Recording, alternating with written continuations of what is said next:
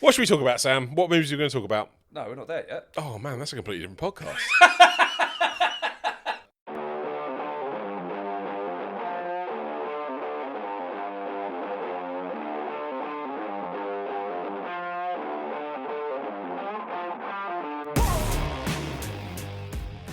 Hello, I am Sam. And I'm Ian. And we welcome you to the latest episode of One Credit After Another, a show where we dive into the career of a filmmaker or actor and their latest project. Yeah.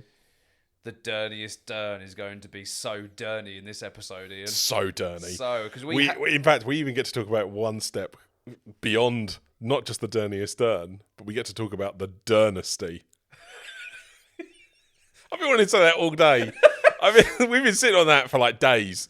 It is the Dernesty. It is, but it is the Dernesty of the Arquettes. Specifically, Patricia Arquette, who is back on the silver screen with her new film, the horror comedy, They Will Kill You.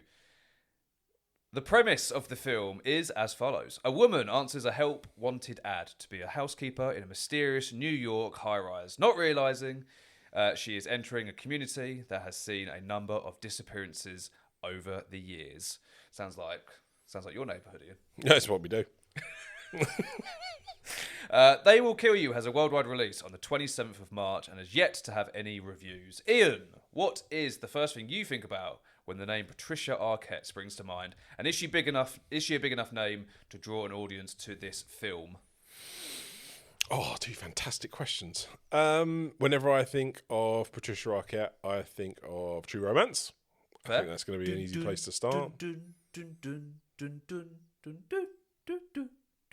you know what? For a really long time, I thought that was the song for American Beauty. Oh, well, it is somewhat plagiarised, the True Romance theme from Badlands. Really? Yeah, it's Okay. very, very similar. Yeah. To the point where it's kind of copying. Okay. Well, I can't ignore... I mean, we've got True Romance, but I also can't ignore Boyhood. Yeah, Boyhood. It's really good. Classic film of the 2010s. Then, or 2000s, if you think about it. Yeah. Oh, yeah. God. Well, of the decades. Yeah. And so, well, is she a draw for a movie? I think she's an interesting ensemble, part of an ensemble. So I think if you were to look at the ensemble cast that she is part of to be in They Will Kill You, you kind of go, yeah, okay, this works. I'm going to give this a good, solid try. Most people might not know Patricia Arquette, but they have heard of the Arquettes, which we'll probably delve into quite a lot during this podcast. Yep. But mostly from the credits of Friends, where it was Yes. always Monica. It was that's worrying, isn't it? Monica Geller as Courtney Cox Arquette. Yes. That's where a lot of people would know Arquette from. It's funny you say that. I was asking a friend last night, have you heard of Patricia Arquette? And she said, is that related to who Courtney Cox married? Because I remember the Arquette appearing in the Friends. See? So that's how a lot of people would know about it. Yeah. So we're doing a podcast about somebody we don't know about her. By her association. brother. Yeah. But her sister's quite famous as well, isn't it? Rosanna Arquette. Yeah. Yes. Well, we will be talking about her later. Okay, cool. Right, we're up to career to date. Patricia Arquette, born in Chicago.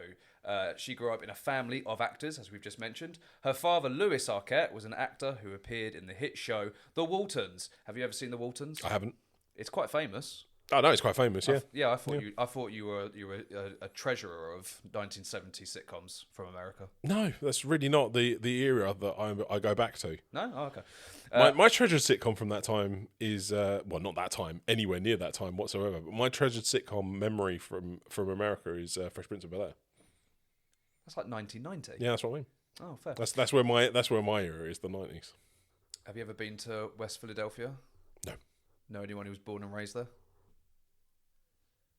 The Fresh Prince. Right, Arquette's siblings include the well-known Rosanna and David Arquette. After debating a career as a midwife, Patricia Arquette moved in with her sister Rosanna in Los Angeles and pursued acting jobs.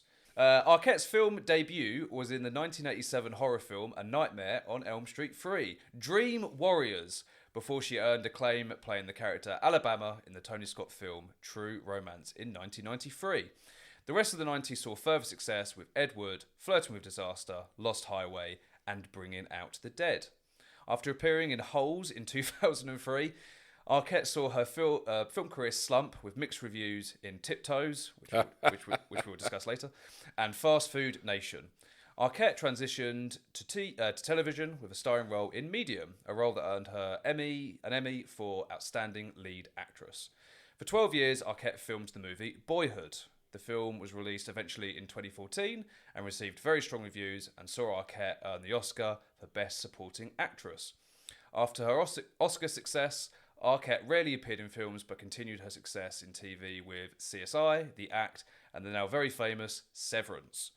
Arquette made her directorial debut with Gonzo Girl in 2023 before appearing in this year's They Will Kill You. Arquette appears to be establishing herself back in film with confirmed roles in future Kenneth Branagh and Courtney Cox movies. Very interesting that Courtney Cox is making a film. Is she actually directing it? Apparently so. Wow, okay. So Scream has apparently revitalised her film career too. Well, apparently. Amazing. Right, on to list of previous films. Ian, what stands out? Well, fantastically Tiptoes, which I do want to talk about at some point. No, the main one's obviously True Romance, Ed Wood, definitely. Bringing Out the Dead, where she met her future husband. I think they were already married. Were they married by that? Or did Nicolas they meet Cage? Yeah. No, they were married because he won the Oscar, and I think he thanked her a lot, and then they broke up like a week later. Oh, nice. That must have been awkward. Yeah, Little Nicky as well. I have never seen Holes. Have you not? No, but people love Holes. So Holes is a classic of... It's a Disney movie. Yes, it's like a classic of like English, of like the English lessons of like year 8 in England. Okay. We had to read the book and then we watched the film. Okay. And the book was a lot more fun. Yeah. But in terms of going back to the beginning, A Nightmare on Elm Street 3, Dream Warriors, what's your take on Nightmare on Elm Street overall? As like a franchise. I like it. Because this film is considered the best after the first one. Okay. And her performance is, she plays, I can't remember the first name, but her surname is Parker. That's the only thing that stood out to me. Okay. And, yeah, she basically sort of like stole the show as like the main scream queen of the film. Yeah, okay. And then she kind of went off the radar a bit until True Romance, and then she really became a household name with her performance as the prostitute Alabama. Yep. True Romance, where's that in your beacon of Tarantino greatness? I like True Romance, but I've never been completely in love with it. It has I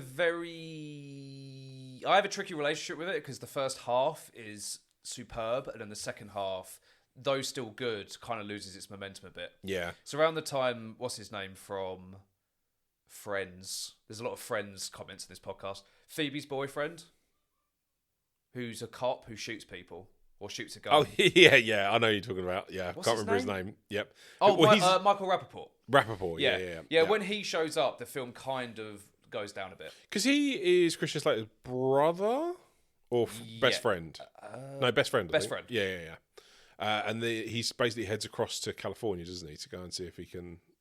Well, he's just going out there to show him his wife. Or they're on the run from the mob at that point, aren't they? They're on the run from Christopher Walken's mob. That's it, yeah. Or more specifically, James Gandolfini's mob. Yes. Which after watching The Sopranos, yes. you can never see that character the same way again. Okay. It's so interesting. I've always liked it. I like the characters and I like the development. I like the autobiographical nature of it. Like Tarantino's very much been self-confessed that this was what he used to fantasize about while working at a video rental store, right? I like all that stuff. I think it's quite charming. All the characters are charming. I don't think it's one of his best. I think this is one of those situations where if you're doing the derniest dern up to this point in someone's career, her sister the following year from this is in a better Tarantino movie, arguably a tentpole Tarantino movie. So yes, I think it's a race for the Arquettes at the moment to work with Tarantino. at this stage in her career. Would you say that? But I mean, I would say we had a really in-depth discussion about True Romance on one of our Such a Ranker podcasts. So if you do want to go back and see a very long version of what we think about it, go back. There you go. Very nice. That's just a little plug there, isn't it? Yeah. And that's what we're going to do. Would you say that Alabama as a character is one of the more interesting female characters that Tarantino has written? Yes, because I think it's more three-dimensional than some of the other characters. But then you can't ignore things like The Bride. Tarantino's already been quite good at having really strong heroines in his movies. Yes. So even Jennifer Jason Leigh in like Hateful Eight and stuff like that, he didn't mess around with her. Like she is the same. I think he sees a lot of female characters and puts them on the same level as his male characters, right? Like he's not afraid to do that. Well, she really grows with Christian Slater's character. Yeah, like at the start, you just think she's like this. It's her movie, essentially. It's her movie more than anybody else's. Yeah. So it is an interesting film from that perspective. She plays the character really well, and she makes people fall in love with her. Yeah. And I think that's the most important part about the role, is that it doesn't matter about all this other stuff going on. She had a massive impact at that time, right? A lot of people saw her as the 90s love interest, like that she became like a bit of a poster girl just from that movie. And so because of that, a lot of that is down to how Arquette approached the character. Yeah. So kudos to her, you know? Yeah. It's interesting that this is a Tarantino written film directed by somebody else, because we've obviously got the sequel to Once Upon a Time in Hollywood coming out this year. Yeah, absolutely. So is it the biggest film since True Romance? I suppose you got From Dusk Till Dawn. I suppose that's the next one, because that's Robert Rodriguez, isn't it? Yeah, and then don't you have Oliver Stone's Natural Born Killers as well? I know Tarantino's got nothing to do with it, but... Oh, when did that come out? I think that's after this, isn't it? I think that was 90... Oh, I think you're right. I think 94, actually, yeah. Yeah, you might be right, actually.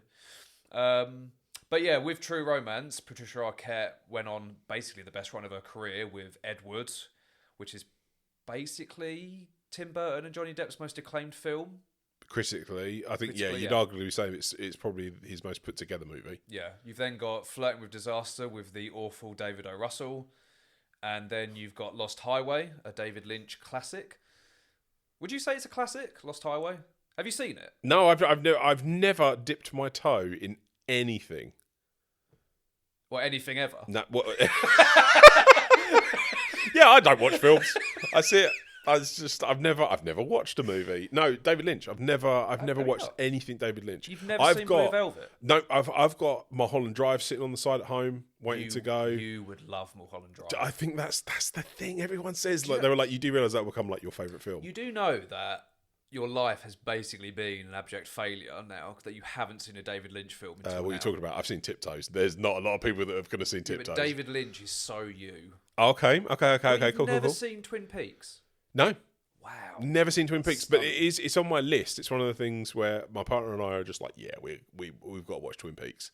Now it's actually like more available. Beforehand, you have to root it out and buy it, but now I think it's actually available to stream and stuff like that. So it's definitely worth dipping our toes into. You have to do it now that David Lynch has passed away. I'm tempted to, because I've got back into physical media, man. I've got back into it, so it feels like something that I might start a bit of a Lynch collection. Yeah, the Lynch election. Well, that sounds a bit rude, doesn't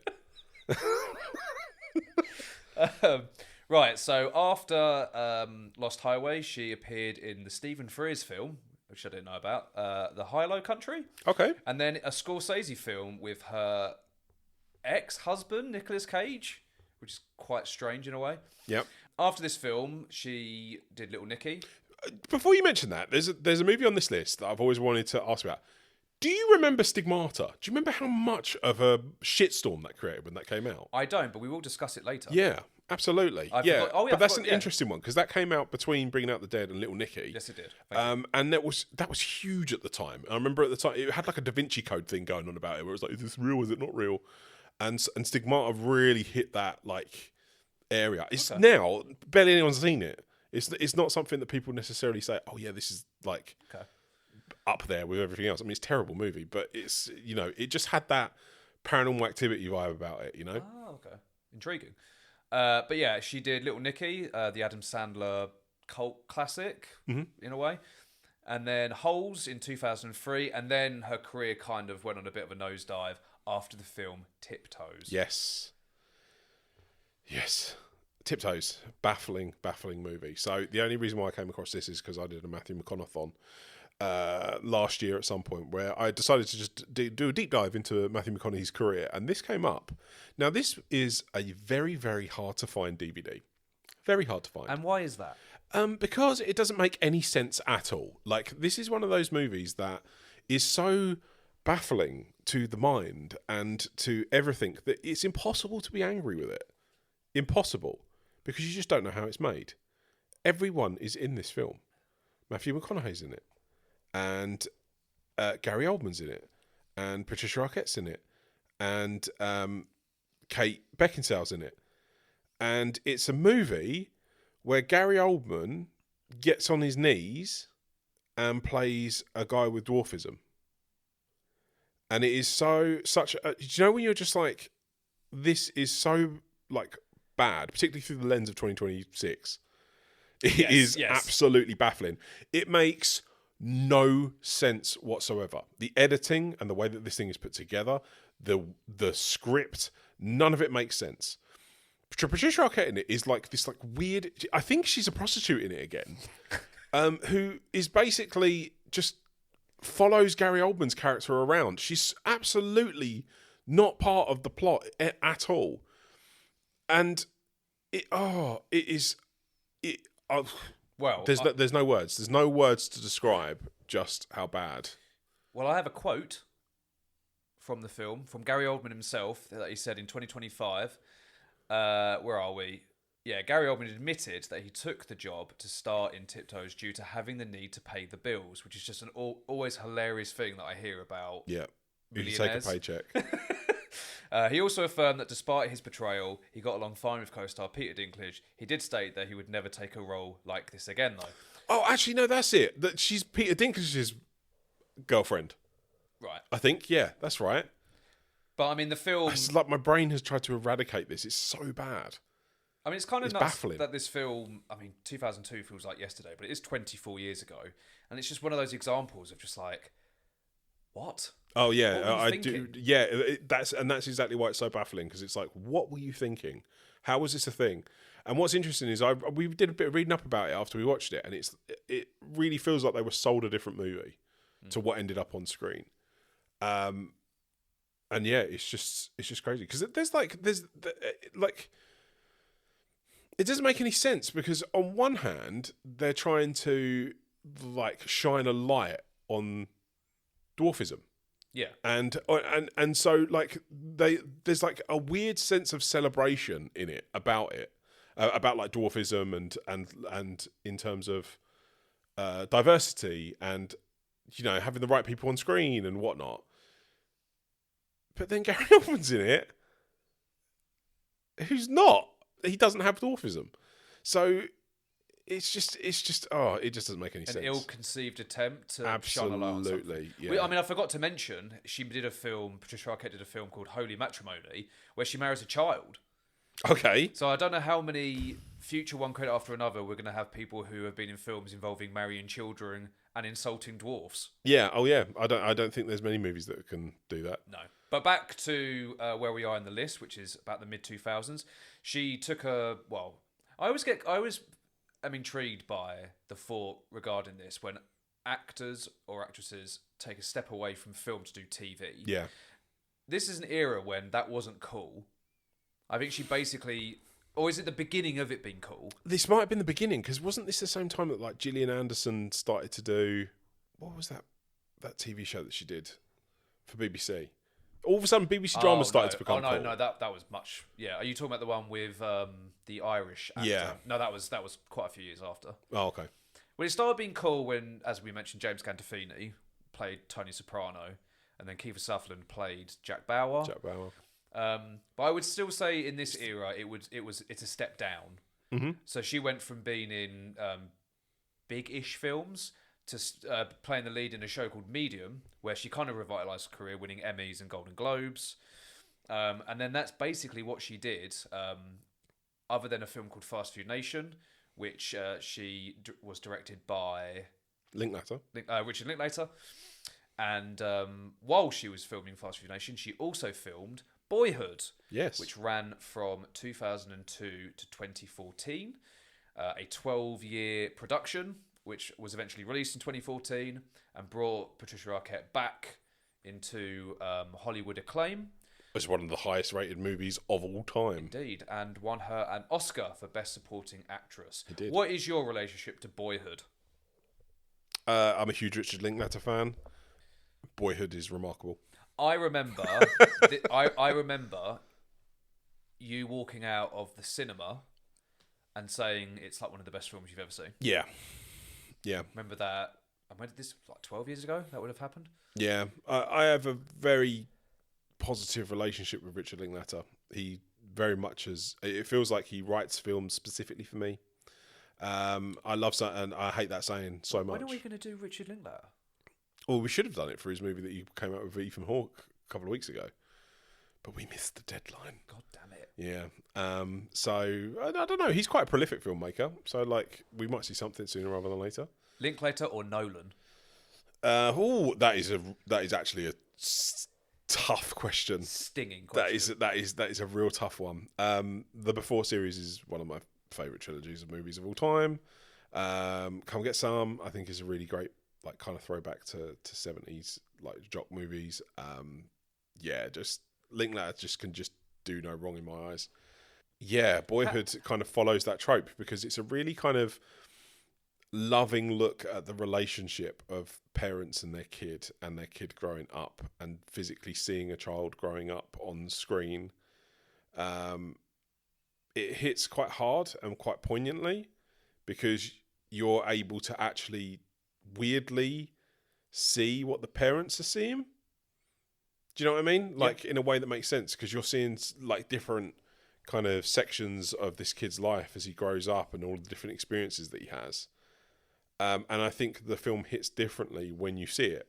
So if you see Boyhood as a kid, for instance, and you see that transition, if you see Boyhood as a teenager, if you see Boyhood then as an adult, and then as a parent, Boyhood then has all these different facets to it, which then I think Lost in Translation does that as well, which is hugely off-piste from something like Boyhood. But Boyhood is a very special moment caught on camera. What is the legacy of the film 12 years on? Don't think it's really... It's not really spoken about. Yeah, it doesn't have the legs. No, it doesn't, because it's very much a film of its time in a way, and in a weird way you've made a time capsule, and the whole point then, and the kind of the big moment of the movie is the fact that it was a time capsule over 12 years. So it was filmed at a time 12 years ago, and over then the course of its filming schedule, you see how things develop from that 12-year point. Do you know what I mean? So I think because of that, it then becomes this like weird kind of, when you watched it, you went, oh, what was this? What was everyone doing 12 years ago? And it kind of put you back in that place while you were watching it. Now, it doesn't quite have the legs, and it doesn't quite have the impact of like the Before series. Because the Before series, you're physically looking at a relationship age over time, and almost those the 10 years between each of those movies is significant enough for you to remember where you were when you watched that too. But I also think it's weirdly timeless in that sense, in that it doesn't necessarily matter what time it is. You just like to, because the emphasis is them when they were this age or when they were this age. Whereas the point of Boyhood is it's very much locked into that decade in which he's growing up. And I think that's where it doesn't age that well. I think in a weird way, we might look back on this, it will pick up legs in, say, 10 years' time, when all of a sudden the 2000s are cool, like the 90s and the 80s that we're going through now, that nostalgia goggles. It will pick up legs again in that time. But until that point, I think it gets forgotten about quite a bit. Yeah. But it is literally one of the most highest rated movies ever. It's got a Metascore of 100. Wow. 100. Not many films will have that. No. Do you reckon when they were filming this, do you reckon they believed it would hit the heights that it ultimately did? Oh, I don't know. I don't know. Do you reckon Patricia Arquette was on the set of like Medium, being like, just give it 8 years. I'm gonna hit the big time again. But I wonder if they knew how long it was going to take to do it. I wonder if Linklater knew that, or I wonder if he changed how long he was going to film for while he was making the movie, or whether or not he said in 12 years' time we'll have a movie. Do you know? Do you reckon we're going to have Boyhood 2 come out this year, 12 years after the first one? And then it turns out the kid's Austin Butler. After her Oscar success, her film career there wasn't like a second coming, a bit like Michael Keaton. No. But she did appear in multiple CSI television shows, and also a very, very small role in Toy Story 4, which will come back later. But because wasn't she always the mum in it or something? Or is it just Toy Story 4 that she's in? Just Toy Story 4. Okay. She is also in Severance, which I haven't seen a single episode of, but it is considered like Apple's Stranger Things. And then directed Gonzo Girl, which didn't do particularly well. And now we're in 2026 with They Will Kill You. Yeah. Where are they now? Where is Patricia Arquette now compared to the rest of her career, Ian? I think she's in a really good place. Yeah. To be perfectly honest. Yeah, it looks like she's got a lot of momentum behind her. Yeah. Yeah. Looking back, what do you think the best decade? 90s. 90s? Yeah, True Romance to basically 93 to 99, she was in. I mean, there was a lot of mostly hits, but even the misses, she's still working with really good directors. I think though we're talking about two different things here. I think she's got a successful movie career in the 90s, but I mean, you cannot deny that TV run that she's got. An Emmy win, like very long-standing TV shows where she's in a lot of it. That's pretty good going. It doesn't. It's not like it is now with TV though. I think in the 90s when you're in a Tarantino written film, you're in a David Lynch film, a Scorsese film, a David O. Russell film. Yeah. I don't think you can really look past that as her peak. No, true. Who says she's even at her peak yet? Who knows? It's very true. Right, reflection and questions on previous films and career. Okay. Ian, Empire Review, her best and worst reviewed films. Well, Boyhood, obviously, 100. You cannot beat that, so it has to be Boyhood. Got disappointing news. That's Boyhood. I was going to say, otherwise Empire is wrong. Boyhood is the only Patricia Arquette film to have 5 stars. Okay. Closest contenders were Edward, True Romance, and that is it, I believe. Okay. Oh, Lost Highway. Sorry. Okay, yeah. Cool. Her worst reviewed film. Tiptoes. Or Little Nicky. Right, so Tiptoes does not have an Empire review. Yeah, I know. There's no reviews for this anywhere. No one has seen it. No. I don't know how I've seen it. I think there were reviews, but they realised how bad it was. And they buried it. We buried have to bury movie. everything. Yeah. Yeah. I don't know how it's got DVD release. Don't know. So, I have found quite a few films with 2 stars. Okay. One of them being The Indian Runner, which is a Sean Penn directed film. Okay. It doesn't actually have terrible reviews overall, but Empire gave it 2 stars. Flirting with Disaster, the David O. Russell film, which he starred in with Ben Stiller, that got 2 stars. But that actually has very strong reviews overall. Okay. And The Secret Agent has 2 stars. Have you ever heard of The Secret Agent? I have not, no. Well, you have now. We'll add to that in a moment. Okay. Career trends for Patricia Arquette. I suppose we've spoken about career trends. I think the best decade, like you said, it's the 90s. But it depends how you view it. I think if she's a very flexible performer, right? She does TV, she does movies, she does. Hasn't really appeared in a blockbuster. She mostly appears in lower budget studio films, independent films. Yeah, I mean, she was in a Tarantino film that didn't have Tarantino directing it, so that says a lot. But yeah, she's I'm sure sooner rather than later we'll have her appear in like a Marvel film as like a mother of somebody. Yeah, or she'll turn up in say like something like it. Well, it wouldn't surprise me if she turns up in like Once Upon a Time Hollywood, the TV show, the film? The Fincher TV show. I don't know. We're going to discuss that in a moment. Ian. Okay. What movies were on the path to superstardom? Yeah. Do you think she ever got to superstardom? I think so. True Romance is a huge film. Okay. I would say that Patricia Arquette, for a lot of people, are like one of their favourite sort of like female performers in the 90s. Yeah. Do you reckon? She was in True Romance and Ed Wood back to back, basically. Okay, yeah, but I mean, you're not talking like, I mean, definitely True Romance, but Ed Wood isn't something that people are going to go, yeah, it's at the top of my Tim Burton list.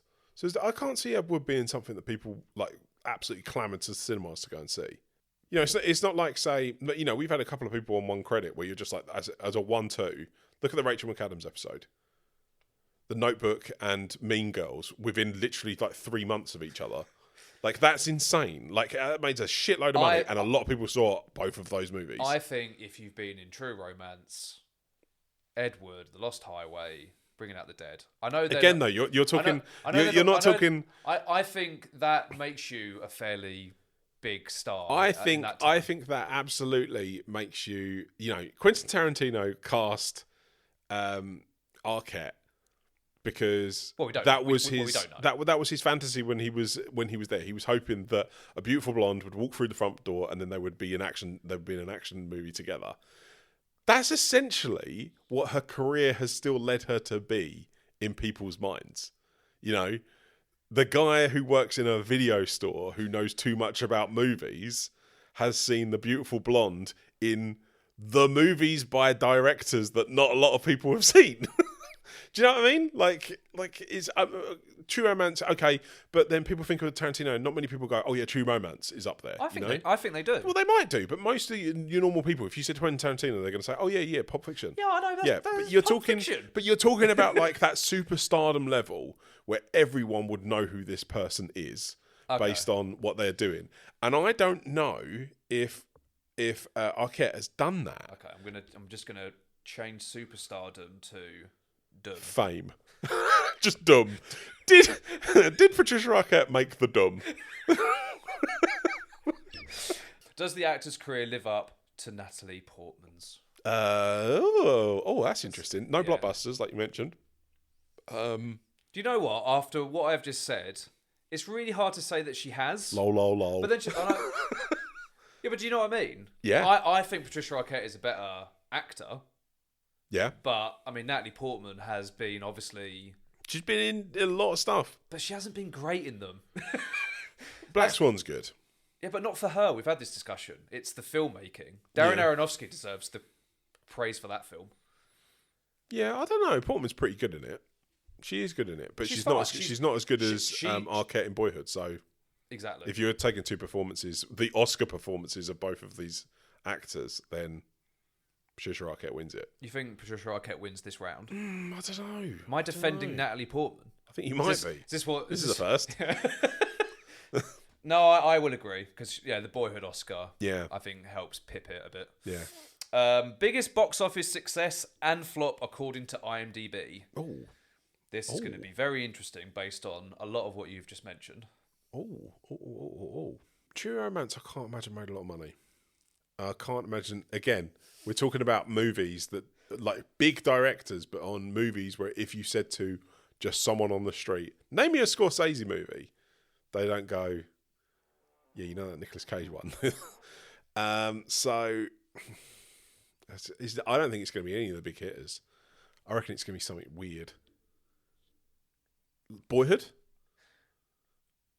Ready? Okay. So the biggest flop... Yeah. Was The Secret Agent. Okay. Which made $106,000. Did Tiptoes make more money than... Tiptoes doesn't have a box office return. Fantastic. The highest grossing film is Stigmata. Okay. Cool. And I can see why you're saying that. We'll come back to it later on. Yeah. It made $89 million. Wow. In 1999? 1998? Yeah. Which is pretty good money. So what was that, just after Blair Witch, yeah? Just before. Yeah. So this wasn't the internet sensation of that, but I do remember at the time there was a huge thing at the time where it's like, is Stigmata real?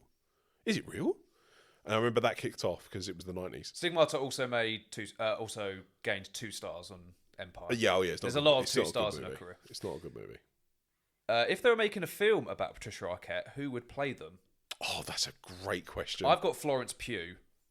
Oh, that's a great shout. It's the only one who I can think of who sort of like fits that mould. The only other person that I would say who could be quite interesting... Rosanna Arquette. Oh, God.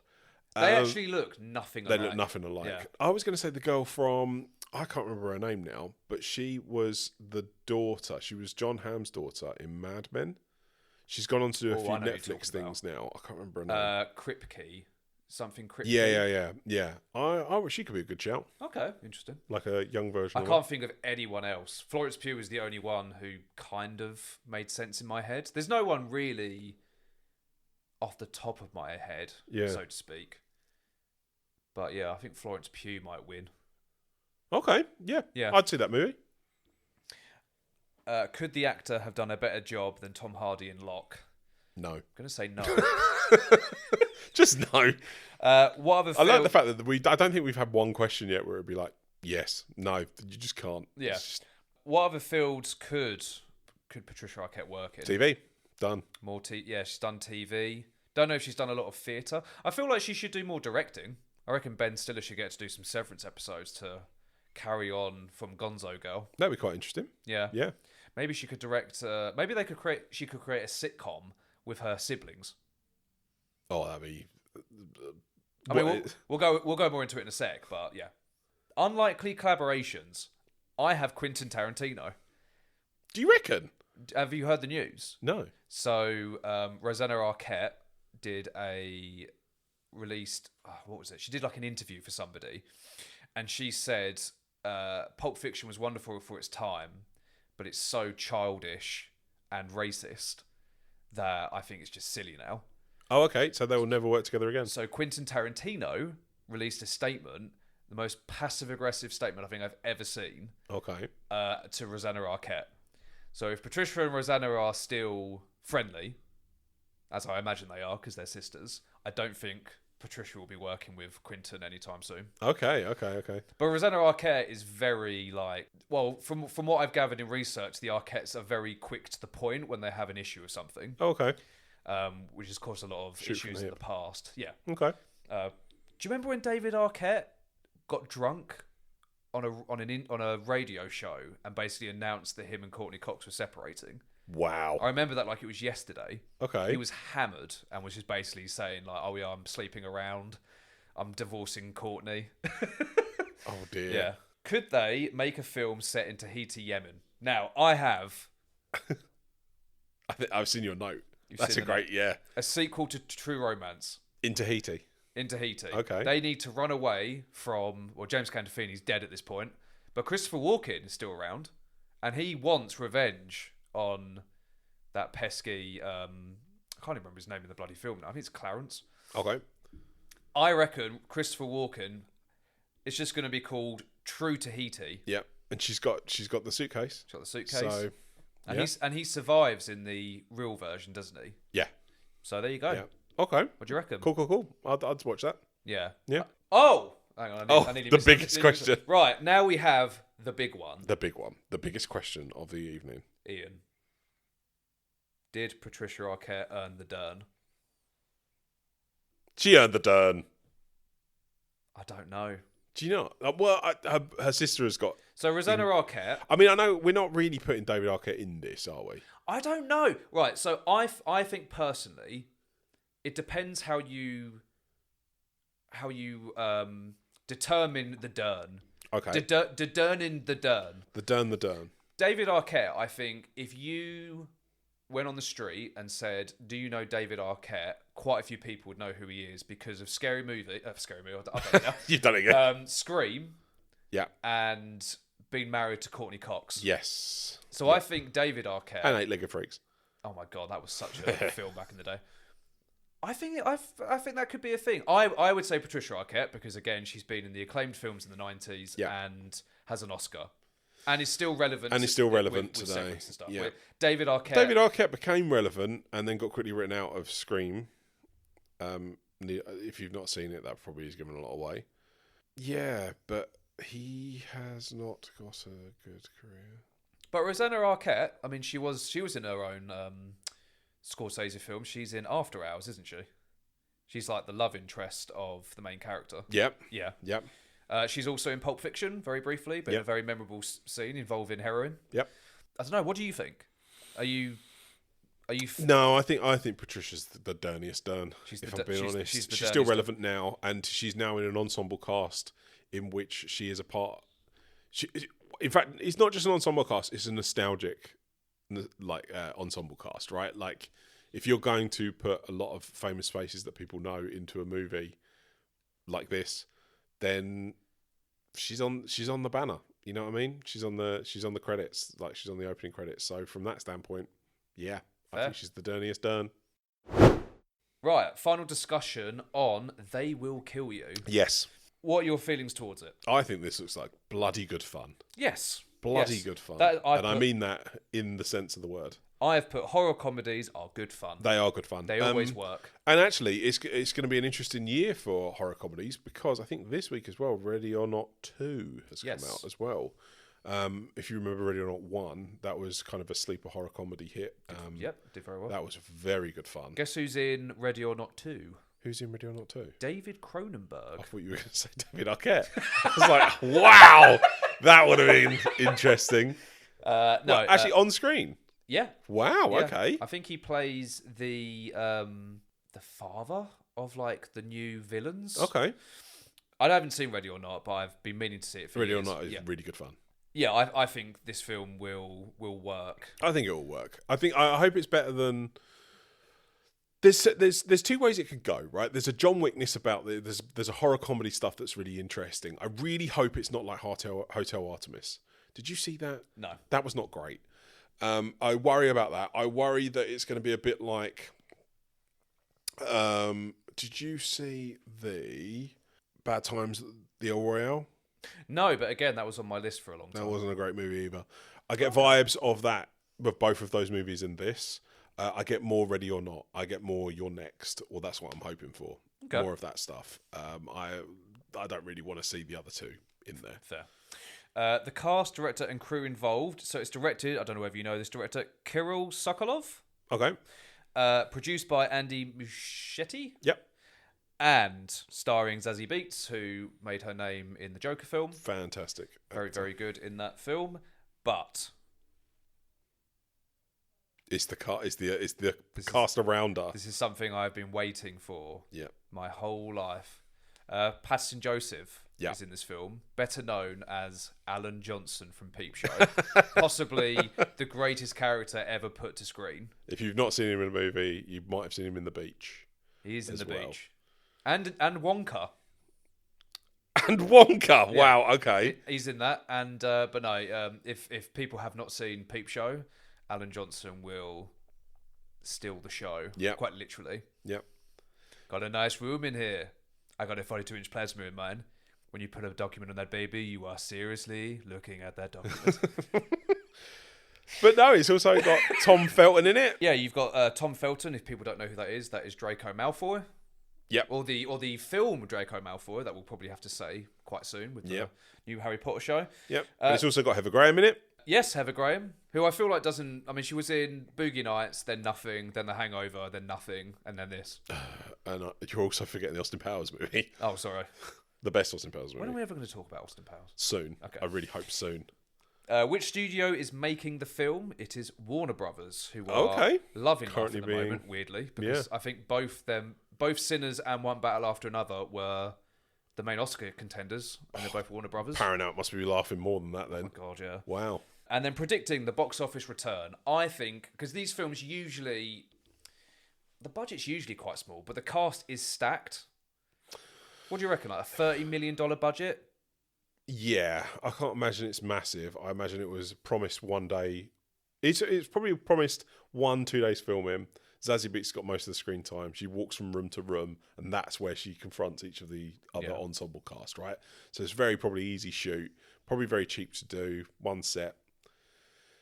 This has got cult classic all over it, right? This will wash its face on streaming services because this will get shopped out and it'll be put on HBO Max, but they won't just have it on HBO Max when it comes out because it can earn money by shopping it out. It's something, for instance, you'll see it on Sky. Wouldn't surprise me if Netflix get a run with it.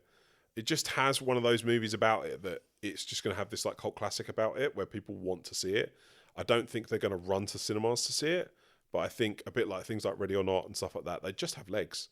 And not through cinema runs. It'll be through like special screenings and double features and so on and so forth. And that is the end of the Patricia Arquette, one credit after another. Thank you for tuning in to the latest episode. We want to hear your opinions on the career of Patricia Arquette. What would you rank as her best film, her best era, or are we currently in it, Ian? Yeah, are the best years still yet to come. You can find this podcast on Spotify, and we also have an Instagram page now. And if you would like to follow that, we got Millennial. That would be wonderful. Millennial, we're Generation Alpha, aren't we now? Oh yeah, absolutely. Yeah, of course. Right, we will see you soon on the next One Credit After Another. Definitely. Goodbye, and we'll see you soon. Yeah.